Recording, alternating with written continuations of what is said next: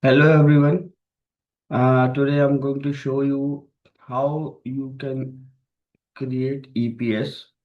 And before starting this, I would like to know you. I would like to tell you if you haven't seen our videos of how to install software and how to change database, so you can go for the previous videos also.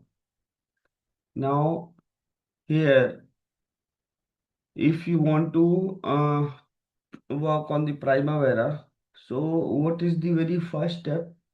The very first step is to create EPS, right?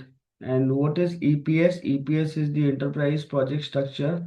And if you want to open it and if you want to create it, go to this enterprise.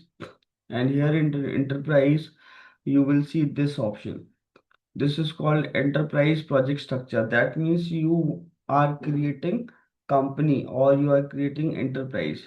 So this is EPS, enterprise project structure. I will go here and you can see here these are the options or classifications like engineering, construction, energy, manufacturing, product development. Let's say we are engineering construction company.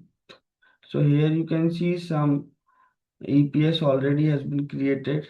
Now, what I will do, I will select this enterprise and project structure and we'll go to this add button here like this. Now, see this EPS is created, but it is looking like it is parallel to the engineering construction, but it should be inside of engineering construction. So I will select it and indent with these tools. With the help of these tools, we can make indent. So I will select here like this. Now let's say what is the company name.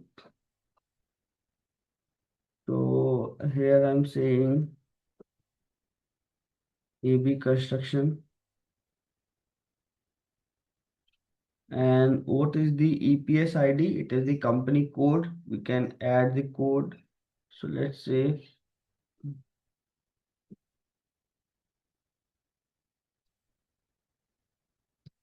this way. So this is the code I have created and this is the company. If you want to delete it, you can delete it. If you want to cut it, copy it, you can do that also. So this is the way to create EPS, enterprise project structure.